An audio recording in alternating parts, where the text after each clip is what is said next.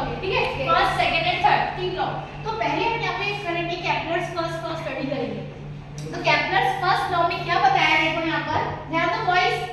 तो Kepler's first law में क्या बताया है, समझ लो। यहाँ पे ये है फोकस पॉइंट है इसका, और यहाँ पे सन है, ठीक है। तो ये हो गया फोकस पॉइंट और ये सन, F1 है फोकस पॉइंट और यहाँ पे सन है। तो समझ लो यहाँ पे जो पहला जो बता रहा है अपना केपलर्स लॉ, तो इसमें क्या बताया है कि जो orbit of planet is an ellipse. तो ये जो होता है ये इलिप्स शेप का होता है, ठीक है।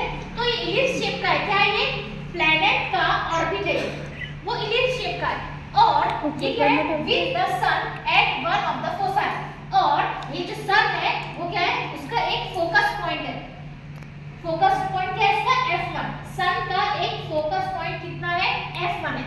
तो फर्स्ट लॉ में क्या है कि जो पोजीशन होती है, position of the sun is indicated by S। एकदम सिंपल, क्या बोला, प्लैनेट का orbit is an ellipse. Ellipse में होते हैं दो foci, sun is located slow. तो जब अर्थ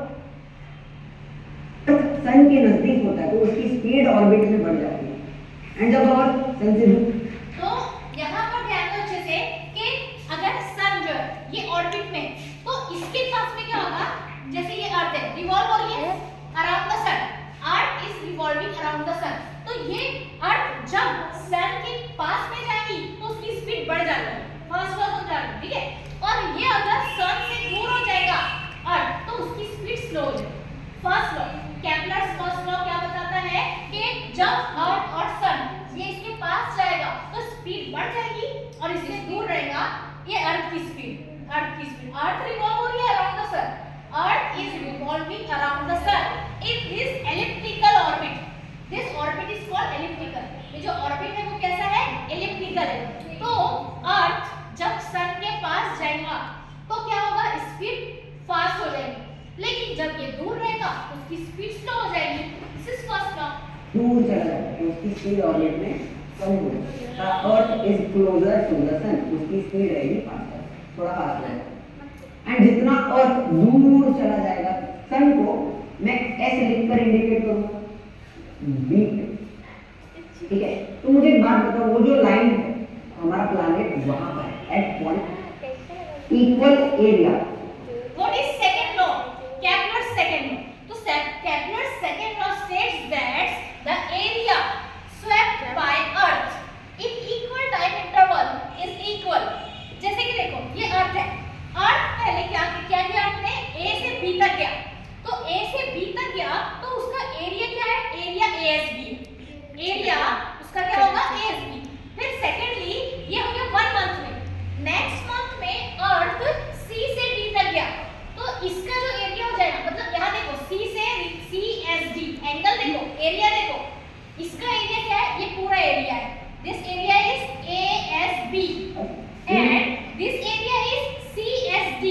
तो अर्थ ने पहले इतना एरिया कवर किया 1 मंथ में, फिर आगे दूसरे मंथ में इतना एरिया कवर किया, तो जब दोनों एक ही मंथ में हुए तो दोनों इक्वल हो जाएंगे। तो यही है Kepler second law. Kepler second law क्या है, the light joining the planets and the sun sweeps equal areas in equal time interval. ये हो गया अपना सेकंड लॉ। सेकंड लॉ में क्या बोला है कि दोनों एरिया 1 मंथ में कवर हुए हैं, ठीक है। तो इसीलिए ये दोनों एरिया इक्वल हो जाएंगे।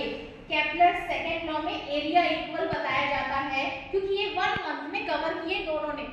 उसके बाद में लास्ट अब मुझे थर्ड लॉ, एरिया भी ये जो प्लैनेट है इसको क्या कैलकुलेट किया, एक average distance between the planet proportionality का, इसको हटाने के लिए Kepler's third law states that time required to revolve the earth around the sun is directly proportional to the cube of the distance, average distance। यानी कि जो time लग रहा है, किसको टाइम लग रहा है, अर्थ को सन के आजू बाजू रिवॉल्व होने के लिए, वो डायरेक्टली प्रोपोर्शनल होता है रेडियस के।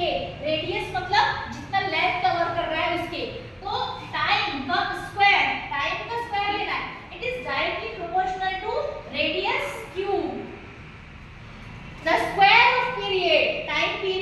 स्क्वायर लेना है and it is directly proportional to the cube of radius, means cube of mean radius, the average radius we have to take. This is the Kepler's third law of motion.